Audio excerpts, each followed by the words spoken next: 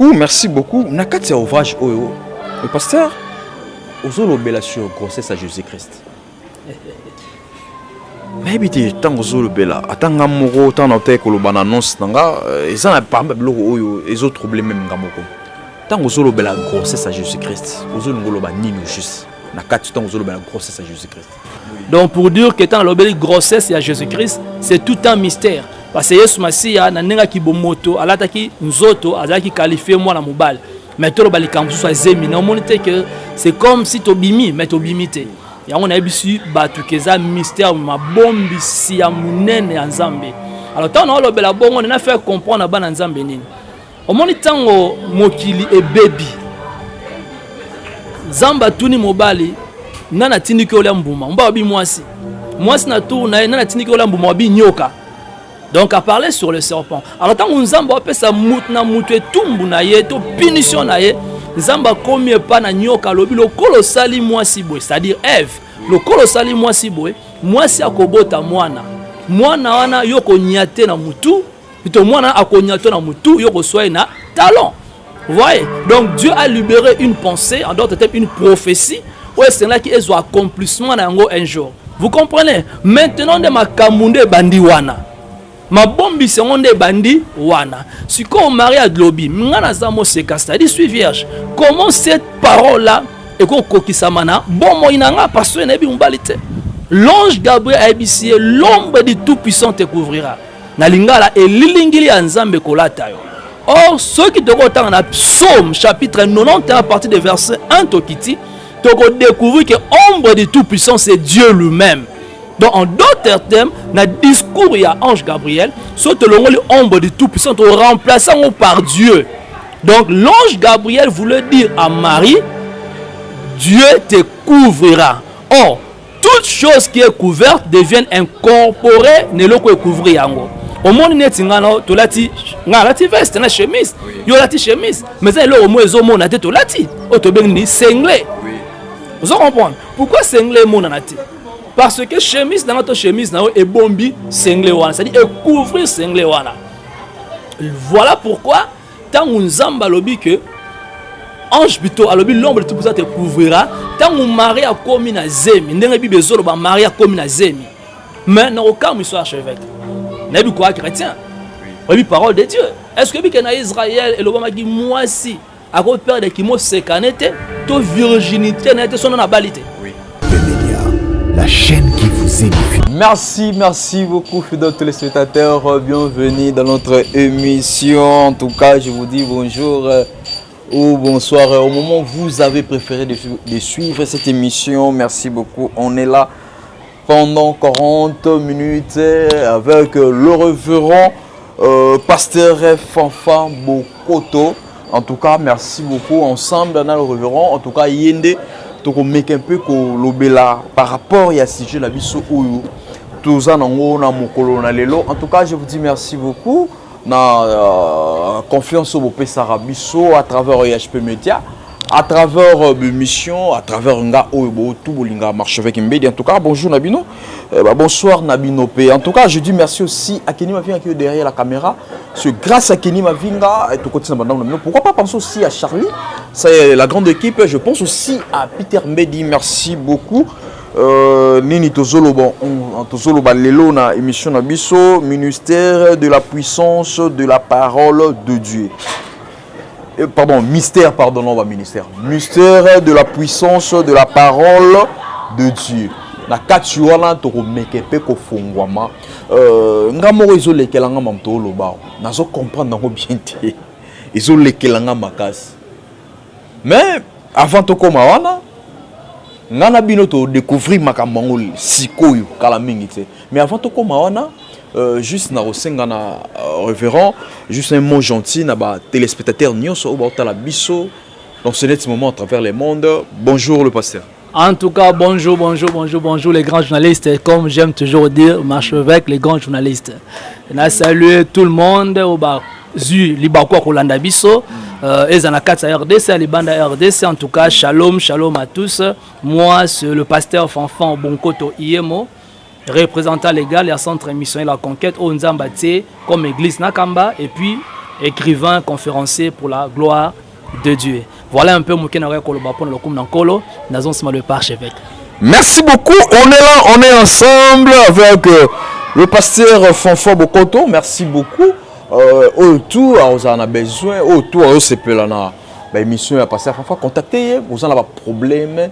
Vous en avez besoin. La prière. En tout cas, vous hésitez. Contactez. En tout cas, beaucoup sur la très bien.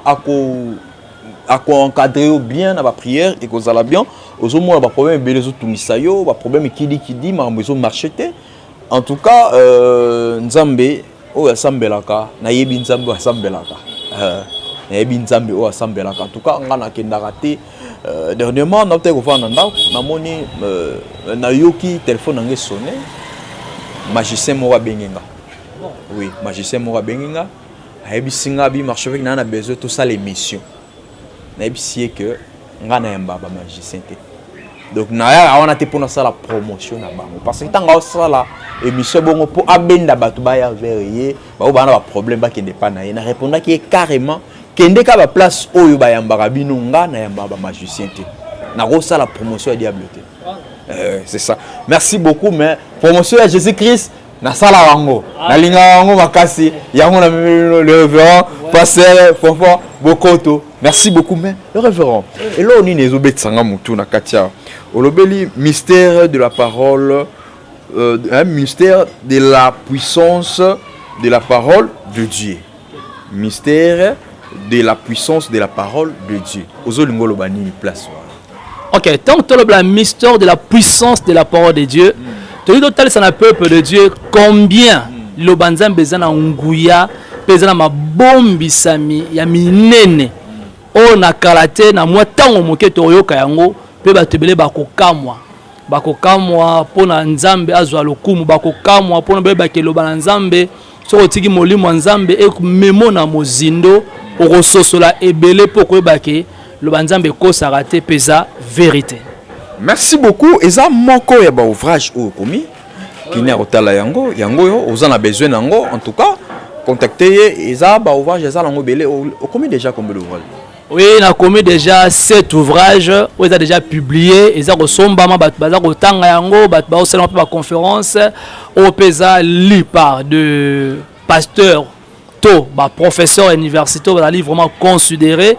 Exemple professeur Bodi azam ko atanga livre na ya ami parents des rapports sexuels, na livre wana ezaka kate ki bonzambe même médecine pesa na 4.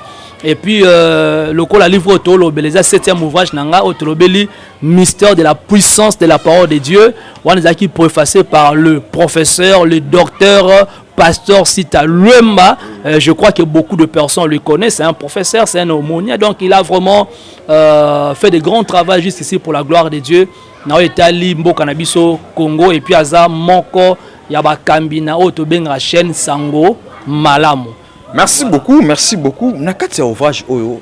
Le pasteur ozolobela sur grossesse à Jésus-Christ. Mais habité tant ozolobela atanga moko tant na te koloba na annonce nanga eza na parmi biloko oyo ezo trouble même ngamoko. Tant ozolobela grossesse à Jésus-Christ. Ozolongoloba nino juste. Nakati tant ozolobela grossesse à Jésus-Christ. OK archevêque on a olinga que batubala nanga malamu. Comment magicien moi obi te nga na traitanga magicien te nga na traitaka be mission na bana Nzambe baza olobela komba Yesu Masia. Et puis déjà bato baza mayele mingi o baleki na Luvanium même ata oyo baza na nzela baza kotanga nanu tomona te mwana mobale aza na zemi to akomi na zemi. Donc pour dire que tant l'obéli grossesse ya Jésus-Christ c'est tout un mystère parce que Yesu Masia na nenga ki bomoto alataki nzoto azaki qualifié mwana mobale. Mais tout le balikambu soit zemi na monite que c'est comme si tobimi mais tobimité et on a bisu batu keza mystère ma bombi si ya munene Nzambe. Alors tant on lobela bongo on a fait comprendre ba Nzambe nini au moni tango mokili e baby Zamba tuni mobali nana tindiki ola mbuma mba bi mwasi na tour na tindiki ola mbuma bi nyoka. Donc à parler sur le serpent. Alors tant qu'on Nzamba appelle ça moutna mouté tumbu na ye to punition na ye Nzamba komie pa na nyoka lobi lo kolosali mwasi boy c'est-à-dire Ève le kolosali mwasi boy mwasi akobota mwana wana yoko nyate na mutu Plutôt moi na akonyato na mutu yo reçoit na talent. Vous voyez? Donc Dieu a libéré une pensée, en d'autres termes une prophétie, où c'est là qui est accomplissement un jour. Alors le Kola Nzamba Loba qui solo ya moisi. Que se passe avec le temps, na don de la grâce, au moins dans Luc chapitre 1 à partir à verset 26. Et moi si on a trouvé que grâce c'était Marie. Marie a trouvé grâce et putain a trouvé grâce, l'ange Gabriel a dit tu as trouvé grâce. C'est-à-dire aux Ngolu Nzamba Ponio lokola moi suis à kobota mubikisi. Moi suis à kobota Jésus-Christ topé Emmanuel. Jésus en qualité de sauveur et puis Emmanuel en qualité de Dieu parmi les hommes. Vous comprenez? Maintenant de ma kamunde bandi wana. Ma bombi seconde bandi wana. Si comme Maria Globi, ngana zamo sekasta dit suis vierge. Comment cette parole là et kokisamana bon mo inanga parce que nebi umbalite. L'ange Gabriel a ébissé, l'ombre du Tout-Puissant te couvrira. Na lingala et lilingili anzambe kolata yo. Or, ceux qui te regardent dans Psaume chapitre 91 à partir du verset 1 Tokiti, tu vas découvrir que l'ombre du Tout-Puissant c'est Dieu lui-même. Donc, en d'autres termes, dans le discours, il y a ange Gabriel, soit l'ombre du Tout-Puissant, remplaçant par Dieu. Donc, l'ange Gabriel voulait dire à Marie, Dieu te couvrira. Or, toute chose qui est couverte devient incorporée, ne le couvrir yango. Au monde net ngano to lati veste na chemise. Yo lati chemise, mais ça le au moins zo mona te to lati. O to bengi sengle. Oui. Vous comprenez? Pourquoi sengle mona nati? Parce que chemise dans notre chemise na e bombi sengle wana, c'est-à-dire couvrir sengle wana. Voilà pourquoi tant Nzamba lobi que ange bito alobi l'ombre de tout ça te couvrira tant mon mari a commis na zemi ndenge bible zolo ba mari a commis na zemi mais na aucun monsieur archevêque na bi quoi chrétien oui parole de Dieu est-ce que bi que na Israël et le bama qui moi si a ko perdre qui mo sekanete to virginité na été son na balité oui alors ce qu'on perd donc c'est tout un problème sérieux donc na contre wana ma belle koninga la ba famille ninga ni tout ça et créer un grand problème. L'exemple Dina, hein? Oui. Les qui y a bon tout cas il y a Jacob. Oui. Donc bah dévierger et créer problème et maliwa. Bon famille na sali désordre na Simon. Mais oui, hein? On se comprend. Et même là est-ce qu'on y écoute ba déflorer ka ya pamba. Mais ce qu'on mari a commis tinaze. Na zemi o ils ont révessé. Il y a wana kudu ba ko ko bomba la famille. Mais il y a Marie à table bombi la famille, mutuno so remona. Mututo remona. Oui. Akenda wenze. Akenda pa otala Joseph parce que bana fana nda omona Joseph. Donc mututo remona. Ya omoni Joseph qui est pas bi te na bona ngambo. Na mi kima na ngana ne mo stratégie. Oh tout ça même ko kima Joseph. Il y a un mystère. Mais wana na bombi yango. Oui. Ozola na archevêque. Alors sur ça, au monde que nulle part na Israël, na mi beko ya ba Yuda nulle part Marie a qui interpellé. Na sengi nozola na ngai sala recherche. Sala recherche qui n'était pas bandeko ba lobelaka mingi. Maman na biso Marie que je respecte beaucoup, je l'aime beaucoup. Sala recherche.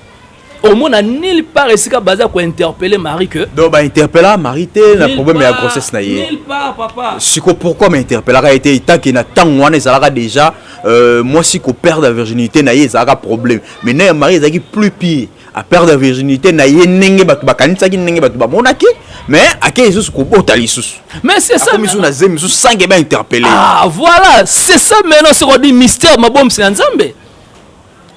Jésus dit ceci quand l'Esprit viendra il vous rappellera tout ce que moi je vous avais enseigné et il vous enseignera de nouveau.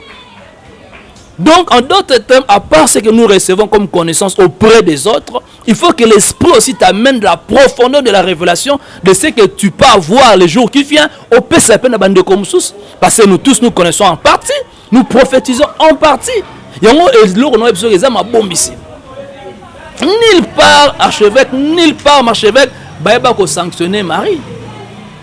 Zolananga. Oui. Parce que c'est un mystère. Mystère. L'andango bien. L'ombre du Tout-Puissant te couvrira. Oh, tout le monde dans l'Ancien Testament, l'ombre du Tout-Puissant, c'est qui? C'est Dieu. Donc, c'est-à-dire Nzambe moga couvrir. Or, toute chose qui est couverte devient incorporée. Or, et l'eau est comme incorporée, c'est-à-dire qu'il continue à 4 et l'eau est comme invisible. Invisible archevêque. yango zomona Israël Marie atana zemi mais bato ba ko créer les problèmes bato ba ko bundisa ye bato ba obuki mibeko ba omona été zemi ko la mais ba omona été pourquoi parce que ça mystère muto a couvrir yewana o alatiye azana kombo dans l'Ancien Testament tomoni babengi Nzambe na psaume 91 l'ombre du tout-puissant c'est Dieu lui-même. Est-ce que le pasteur oso memanga te na comprendre que na bato bazota la biso ba comprendre que soki ba bomba mine lilingi Nzambe mokile komona bango te des mois komona été ba problème komona été est-ce oso memanga na stade wana na linga repose à chrétien. Donc pour te dire que Mouto toi dimanche de la sous-couverture ombre du tout-puissant où ezay moro Dieu Mouto a protégé contre batato ruse ya malin. Donc diable a koluko partout moins au monde ôté. Oyebi que no ebselo romoko na jardin dedans. Tant Nzamba sali Adam, ati Adam na jardin dedans. Diable a qui na colère au saranate. Diable azoluka par tout moyen azoa Adam a détruit. Pourquoi? Parce que Adam reflétait la gloire de Dieu, mais diable azoluka ba benga Nzambe. Azoluka ba ko mise Nzambe pour refléter gloire. Et okokana Nzambe tu ekoleka Nzambe mais wa yazo ngote. Sur Nzamba sali mutune lingi nem obiko onda ta ko refléter gloire nanga mobimba. Alors le diable est autorisé, papa. Abana makambo luka ko esada banda kala. Mais le problème c'est quoi? Tant azoluka Adam sera comme pembe na Adam pour asola na Adam, moi ba beta masolo exact parce que Adam a reflété gloire ya Nzambe. Nso kande mutu nyonso ozala satana, ozala mupagano, ozala païen, ozala chrétien ou Christ. Tant au moni gloire ya Nzambe oza obligé au fukama, oza obligé quoi ya par terre. Yango moni Bible dit tout genou fléchira devant Jésus-Christ et toute langue confessera Christ comme Seigneur et Sauveur. Soko boyango tanga lisola ba soda. Be o kanga Yesu. Jida bisi bango signe liboso boyeba ezanini. Mouton on peut sa bise wana. Mais Jida une fois pesi bise, ba soda ba moni mais ton ba komi et pas Yesu ba pesa ki bise. Ba otuna motuna to luka Yesu. Yesu alobi ta ke yewa de ba pesa ki bise. Voilà, ba mona kipe. Elo wanga na sina moni mais est-ce qu'on est liboso no luka marchevêque. On comprend que il y a mystique. Et l'on est poussé bango batuna motuna parce que ba se retrouver devant la gloire de Dieu. Moi bon mon Yesu exactement mon gloire et environner se couvrir Yesu. Alors tant Yesu abi me voici ba mon Yesu na kata shekina na kata gloire na ye. Vous comprendre ne sali ke bango tu ba koyi na mabele ba koya deux fois. Ba koyi ba tele ba poli mabele to luka Yesu. Me voici ba koyi les sous ba te ba poli mabele mais so ba kanga Yesu ka pona makomesa nini e ko kisama. Alors c'était la même chose pour Satan na jardin d'Éden. So ka poussani pembeni ya Adam pona luka dialogue abambane avec une adoration quoi. En fait de compte tant où gloire il y a mouton la gloire de l'homme et quoi apparaît dans le jardin d'Éden qui est Ève la femme. C'est comme ça que le diable a poussé à Simbi Ève. Pourquoi? Parce que la gloire de Dieu est intouchable mais la gloire de l'homme est touchable. Gloire de l'homme est liée aux matériel. Voilà pourquoi Joseph Orloba n'a pas de connaître allez dire à mon père de venir voir ma gloire ici en Égypte, c'est-à-dire le bien matériel que Dieu m'a donné en Égypte, standing on Nzamba pesa en Égypte. Et n'oublie pas, tant que diable ko meka Yesu parmi makambo diable tel session, atel se mo ki mo bi o tu pesa ma na ngai soko guma melinga na peso ya. Mais l'homme de Dieu, tant ozoloba bloko boye. Mutu so auta la biso lobi ke nga priaka. Na sambelaka pendant na sambelaka na église na sambelaka mais na sambelaka pe dans le bon makambo oyo mabe oyo batu baninga basala nga basala ngote mais mutabonga ko ebiso lobi na souffrir trop ba problème éthique ngate nazana ba problème boye so tali azo vivre mabe koleka kutu peut-être ba pagano mususu mutabongo est-ce que okoyebisi nini tango bi ke mutoyo abombami muto aza enveloppé na crise mutu oyo aza crise a couvrir mabe komuna été même mutabonga ko loba ke ngai na vivaka dans le bon na sala o nsengeni nzambe o na tosaka nzambe mais na so vivre mabe na ebité obisa mutabongo nini o azotalo sikoyo mariage na libala na Yesu ke na okufa akisambla ke na église mobali na otika ki ndumba te mobali na otika masangata osala ba jeune osala kotani osala ba retraite surtout mais mobali na otika kindumba te mobali na otika masangate mobali ne ba longola musala sans yeba ye moko musala kufa yeba te po ani musala kufa mais asambelaka okobisa bato bongo nenu bana baka bongo.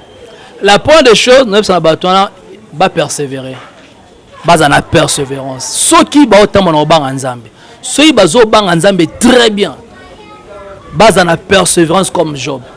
Job avait dit ceci, je sais une chose, mon Rédempteur s'élèvera les derniers. Peut-être que vous avez dit là-bas, il y a un sambe la race. Est-ce qu'on peut non changer? Il y a un sambe la race. Est-ce que moi non changer? Attends lobby. Nous avons sambe la nengeni. Job peut loba ne bon. Écoute pas ça, l'anzé peut loba na Job bon. Si moi c'est Job a tindi Job abi finga nzamba nzamba sani abomora mbala mort. Mais Job a loba qui dans toutes ces choses, je sais que mon Rédempteur s'élèvera les derniers. Nazo c'est on a bandero ba traverser tant difficile. Na mabana na bango tant difficile na ba faire na bango tant difficile na fiancé na bango tant difficile na ba santé na bango pendant ce temps que bota mon robanga nzambe a solo base la persévérance na persévérance nzambe va finir par kofuta bango pe deuxième des choses to cause à tota mon robanga nzambe mais façon de te formuler prière na biso voilà encore le problème parce que la Bible quelque part dit vous ne recevez pas parce que vous demandez mal.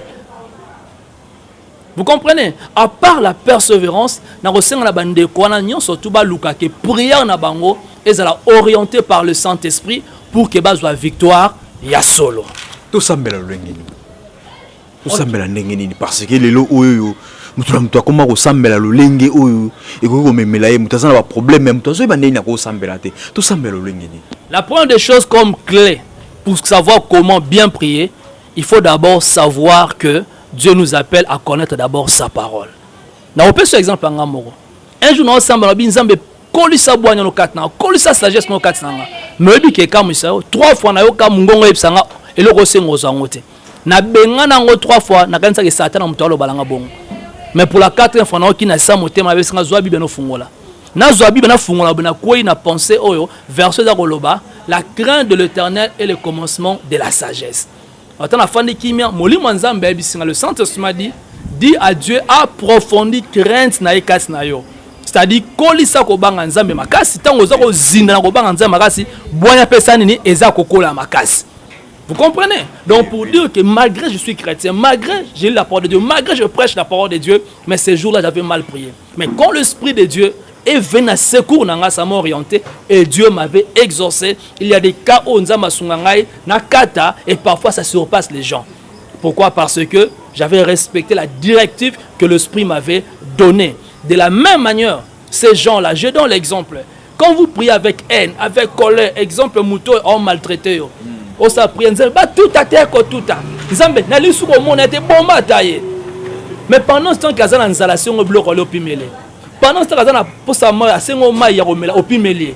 mais qu'est-ce que tu fais? Or, la Bible lobby, pour na bateau, sabi somabe. Tant que tu as un billet, PC billet. Tant que tu as un PC, et likala ya moto za kotsana mutu na ye.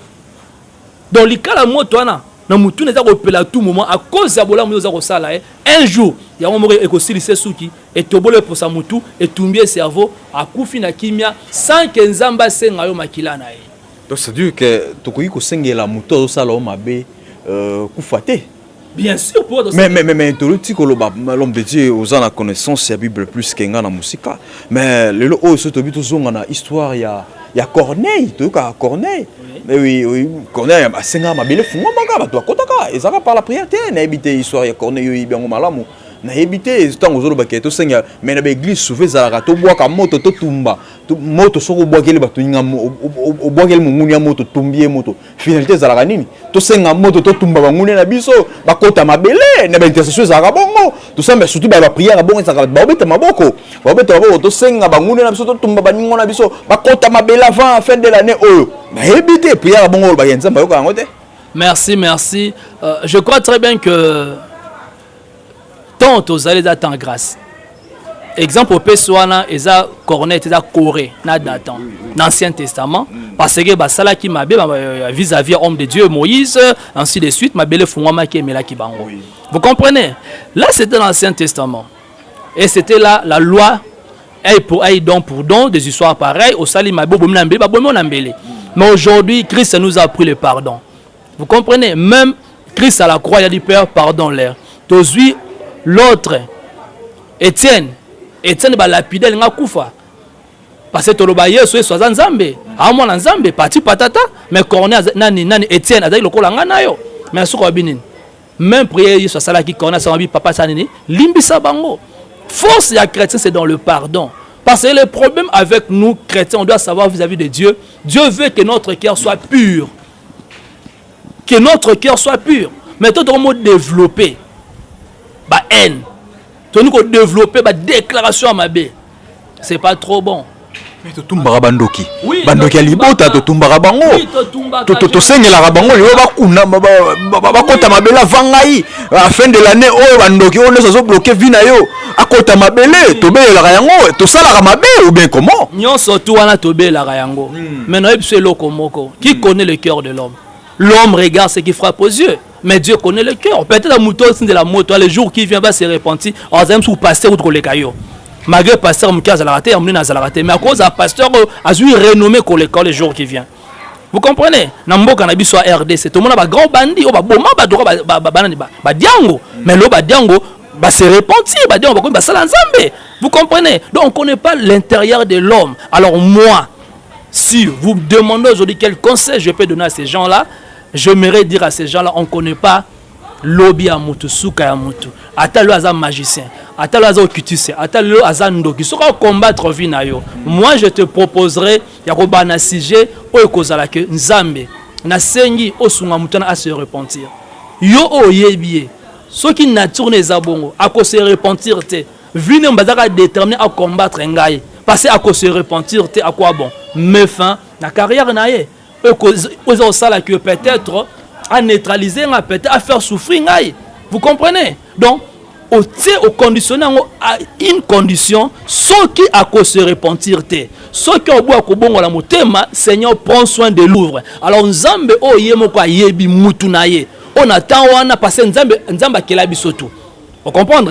Mais tu commandes ban Nzambe ton ambiance c'est le rôle colope mobikis. Mais le quoi non ya yambi Nzambe te yambi no sumasi ta mo Nzambe ta azaka mo ekela mo Nzambe.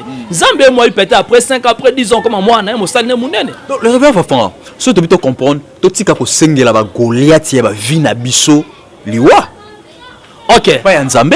OK, je crois très bien que nous devons déclarer nos besoins auprès de Dieu. Oui. Mais que ça soit une prière selon la volonté de Dieu. Alors si la prière que nous faisons, il y a aussi un Goliath baliwa et que ça dans la volonté de Dieu, ça va se réaliser. Mais si cela n'est pas dans la volonté de Dieu, je te dirai mon frère, je te dirai Goliath wana olobana tindeli o moto na tobolo lisu na tonga la mouili lisu netala bien.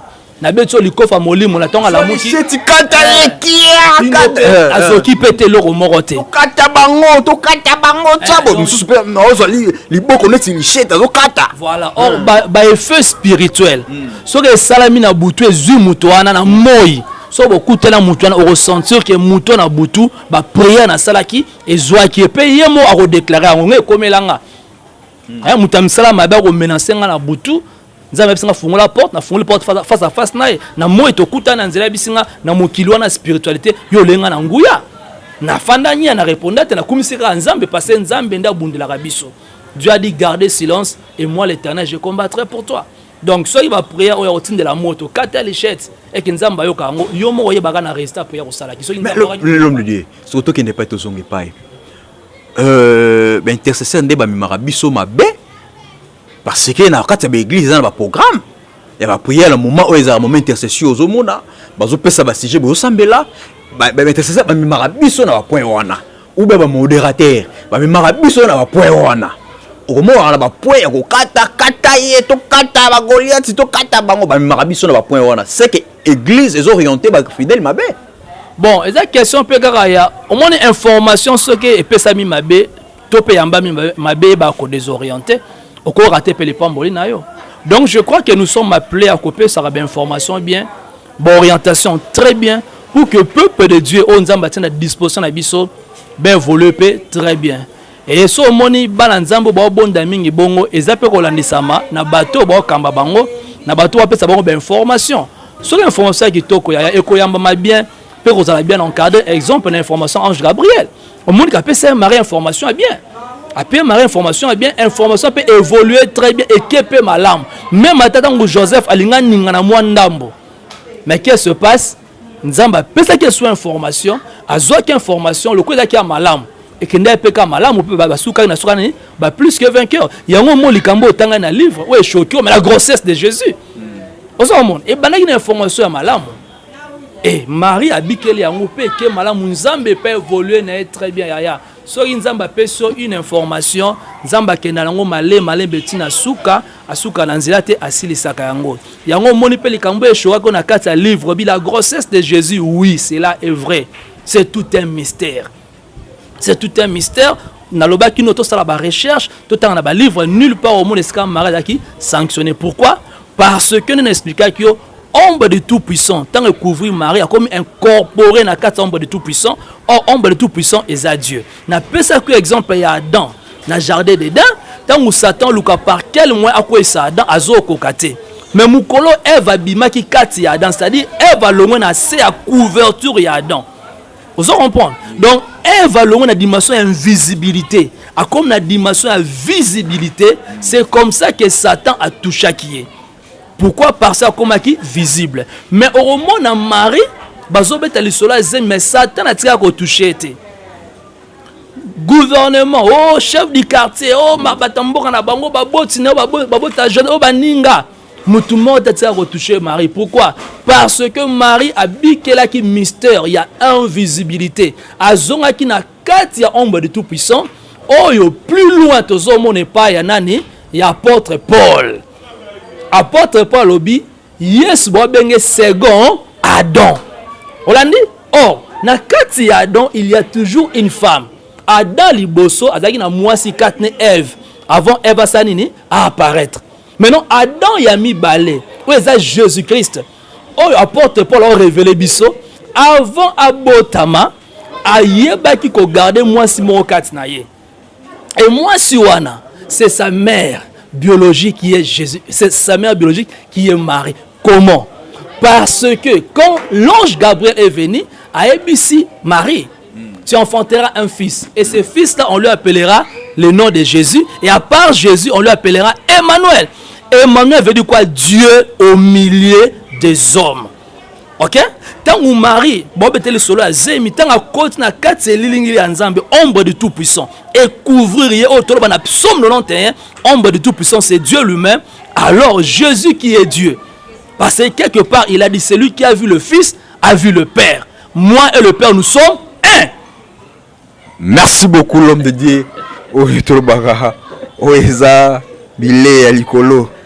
Ceux qui ont l'air de comprendre Bilé Yote. Na habité l'homme de Dieu. Kenny Mavinga te tika na combien de minutes? En tout cas, après 6 minutes. Okay. Na habité l'homme de Dieu. Tout sambela ndenge nini na ba problème ya batu. C'est-à-dire na zongi le kambo ba Goliath. Pour bilé yo zo kendo eza trop likolo makasi. Il faut ça na molimo pour comprendre ngo.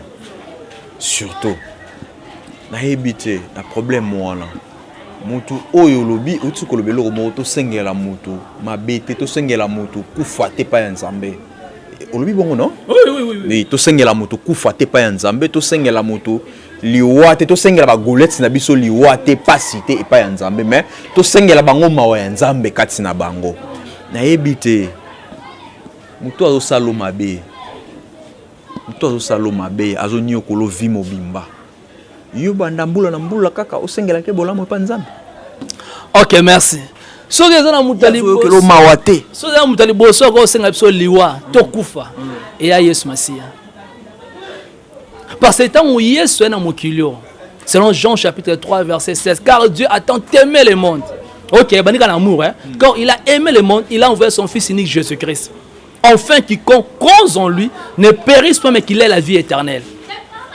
Zambe tata na lo babongo na bolingo na tindi mwana Jésus-Christ pour venir nous sauver. Mais c'est Jésus là, on lui a maltraité, on lui a tabassé, on lui a crucifié à la croix, on lui a injurié, on lui a jeté des salives, on lui a exposé tout nu à la croix. Et sa mère souffrait, hein? Sa mère pleurait. Et bah si bazole tant que ba maman ba kanisi Marie na mona qui passe. Bazole là. Moi une conséquence ni. Yesu abi bol la pona ngate. Mais moi bol la pona bana bino.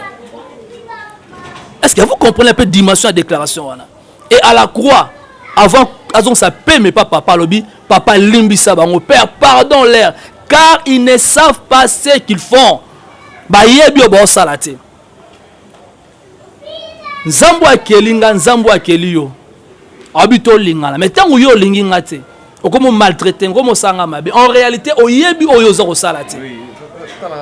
OK, merci. Donc en réalité oyebi oyozo salate, c'est-à-dire oza manipulé par les diables. Diable ndem taza ko manipulo. Mais lokola ngai, lokola yo bana nzambe, otana molimo nzambe. Toyebi que diable mutaza ko manipuler. Pourquoi on a un esprit en nzambe? Pourquoi on a un Saint-Esprit? Na comme oselo ba prière ya mabe, na comme déclarer liwa pona yo. Ce que za intercession à liboso. O linga esenga liwa pona batu, linga za intercession à Jésus-Christ na croix. Pe ami balé. Ce qui équipe intercession ami balé, e ko senga liwa pona batu, linga za la Étienne. Tant baza ko bomé ba bambe mabanga ba lapider likola bonne nouvelle. Né tiens la deuxième équipe d'intercession, il y a aussi la batuliwa, mais elle la Jésus-Christ à la croix. Elle la Étienne. Alors dit Père, pardonne-leur car ils ne savent pas ce qu'ils font. Mon frère, je mérite te dire ceci, lorsque quelqu'un a zo combattre yo, abengama chrétien, abengama païen, abengama nani, peu n'importe titre de ko pesa. Tant on dit chrétien, ça dit faux chrétien. Abengama titre, abengama occultiste, abengama magicien. Combattre, notre prière que le Seigneur leur visite pour leur changement, pour leur délivrance, pour leur salut. Car Dieu les avait créés, mais Dieu nous a fait grâce, en d'autres termes, d'être le premier à rencontrer le salut, non pour que nous puissions rester le ciel, mais pour que la continuité à travers nous puisse croire aussi en ces dieux-là. Voilà pourquoi le serviteur de Dieu avait dit à Corneille, crois au Seigneur Jésus-Christ, tu seras sauvé, toi et ta famille. Pour dire, mon frère, quelques minutes qui nous sont restées, j'aimerais te dire, nous devons avoir le cœur de pardonner. Un cœur qui sait pardonner va bien intercéder pour les autres et Dieu fera de grandes choses. Jérémie a dit ceci lorsqu'Amoni Bandona outina Israël. Au Ancien Testament, outina Jérusalem plutôt, botoli Jérusalem patu patata, Jérémie a eu information à Sambele. Mais azala kunate. Est-ce que babotoli? Mais Jérémie a la probi nzambe ngai na bana notre sumuki. Jérémie c'est le sumutin, mais alati li sumu ya bande koné pour nzambo ka prière à limbisa. So ki longa to mota li sumu bande kona biso. Pour nzambo ka prière biso to sumuki te pour nzamba limbisa bango, ça sera une bonne chose qui continue la bonne ba moto, qui kata bona ba mbeli passer baza ekela mu o nzamba ke lokola ngana yo. Mais sauf que biso to précéder bango na sens que to kutana sali bien avant, mais bango pe ba kutana un jour pour la gloire de Dieu. Donc, merci beaucoup. Le peu que je peux dire. Naye vous comprendre que ce que je sais en moto trop, aux kata bango, isa ko banga, c'est la paire. Mais ce qui me doit c'est en mawa, a la confiance à yemoko. Il n'a pas peur. Il y a diversé au hasard les bosso naïe. Merci beaucoup l'homme de Dieu. Tout comme il faut m'en souka. Bat ba otala yo, ba ça na problème en bleu marché te. Ba te belé ça na un poto, banda kena na zo mukanda te. Mais ça ba tusu bazo na sima ba zo mikanda. Asa na poto to kima Afrique manque à musala. Même taza na poto ke poto ana musala malunga te. A salate. A wumi na poto mais aza musala malunga te. Libota na eza na Afrique eza na Congo. O bataille la raye, matanga ba be la raye. Bakanisa kuna bonga mais ye kuna zo bonga te mambo ye marché te. Pour ça va toi na ni. Azana libala marchera te na poto. Mobali abenga eto mwasi abenga ye kuna kenda kuna mobali abengi ya ke poto. Akoma kuna bo mobali alingi ye sute. Mais na Kinshasa awa lingaka ye. Kuna lingi ye sute. Et na basi o bazwa bango bazongisa bango aba bisi bango ke tozo rozonga. Babotola mikanda nyoso batikala awa libela bazonga raté. O ça va. Que merci. Nalina ibisa bandeko tunenge marchevêque atalisi motuna na ye. D'abord la première des choses, oyebi ba déplacement musuto salaka, il faut to mituna motuna. Est-ce que esika na ke na zana nzambe to nzambe mutalingi na zalawana? Parce que makambo tout au monde eza akala, eza sikate kala pe ba mona ki on peut sur exemple bandeko bola na tanga na Genèse chapitre 26. Tanga histoire Genèse chapitre 26 au moins likambo ya koloba na longa na mboka nanga na ke na mboka ba pa ya peut-être kuna na kozwa vie. Isaac mwana Abraham akima kinzala. abina voyager na kena pe musuka to mona loba baki makongo na baki minza na Congo baki na mboka libanda babi kuna to se retrouver mais eloko kama Isaac tonga linga kima bebisi etika lesiko zali nzamba bitika na kopambola yo wana Isaac tanga tosi d'abord territoire nzamba bebisi atikala atosi Isaac a créé activité na musala na ye nzamba ya kopambola musane pourquoi parce atosaki récite na via mutué dépendre pe na mabele oyo zali est-ce que mabele oyo kimi ko fanda nzamba zana yo ou bien nzamba lobaki na yo point d'interrogation soki nzamba lobaki na yo soyez patient Dieu finira par ko répondre yo ko changer vie na yo et puis ami balé ezape misusu ba échec na pourquoi parce que bazo bandana nzambe te ya abandi voyage na nzambe te esika komi ça ne colle pas ça ne tient pas comme lukelongi ya nzambe na boyete nzamba nzamba mawa Dieu peut te répondre tout comme aussi Dieu peut ne pas te répondre ça une obligation te mais je crois que na debi ou asosa qui projet na voyage na nani ou asosa qui projet na musala na nani ou asosa qui projet na libala na nani parce que au début il faut commencer avec Dieu. Beaucoup de gens aiment vomir la fin d'une chose que son commencement. Or, ils oublient que lorsqu'on parle de la fin, c'est qu'il y avait aussi un commencement. Est-ce qu'il commence avec Dieu? Moi, je connais une sœur aujourd'hui qui est en France, basée bien longtemps à terre. Mais mon corps, à l'Ouest qui RDC, à Zana France, basée à 14. Voyager à Rotalanga, na bonda pour na voyage na premier tour na boy na bi zamba convaincre ngai na prier pour na voyage note na prier pour na malade de zal 4 na yo parce que sur OK bon voyager bon malade de 4 na e bon na poto ango mais nzambe na prier pour malade na yo ezaki choc pour na mais je devais faire la volonté de Dieu na prier pour na malade na nzamba bikisi et jour aye na biso nzamba bikisi na malade na bi o mais comment na bi non si on limite tant aux oeufs côté langa et a 3 personnes au côté lanzela bosoli boy boso akamwa gangi na bisi voilà na peso parole de connaissance wana pour na tali soke makamno no nzamba biki su eza solo siko na prier pour na voyage no akamwe jour na ki pour na prier pour na voyage net mais na prier pour na voyage na bakenda 14 pour na biso na RD sawa bakenda na ba passeport ba mikanda lokuta ozomona mais na mikanda lokuta ba 14 ba refouler tous les 13 kaka yemo akoma na destination akoma na France et puis aza suka ko évoluer calmement mais qu'est-ce qui se passe soit comme ba telemsi ba on va fouiller ba bio za na opembe to ba so fouiller o sa les cas et c'est comme ça que ti a komi na pays o nga koma ba mikanda ne ba contrôler ngo ndenge sengalite mais akoma pourquoi parce que abandaki na nzambe to bondelaki donc pour dire aujourd'hui deux choses que bandeko senge ba mituna to ba banda likam na bango est-ce que ba bandaki na nzambe ou pas ya mi balé mabele o ya zali nzambe na permettre azala wala pona a dominer a régner parce que mabele nzambe permettre ozala oko dominer oko régner roi Abimelech aboyaki Isaac abenganaki Isaac mais tant amoni que Isaac comme na prospérité bilanga ne fuluki nzambe ndiko tombole yemoka luka Isaac basa boyokani. Vous comprenez pourquoi? Parce que ma belé o Isaac atikalaka tosaki nzamba azalaki naye apambolaki. Voilà mukena goloba pona motuno posaki pona bandeko musu bazokanga peut-être ba préoccupation za mo ebele numéro de téléphone ba kozwa babenganga nazalaka vraiment permanent. Pesa numéro ya téléphone. Plus 243 81 68 99 474 plus 243 81 68 99 474 ya koloba eza ebele mais naza ko rassurer na yo o kolanda biso yeba que tout est possible à Dieu et puis à celui qui croit. Si tu crois en Dieu, tu verras plus que ce qu'on est en train de partager.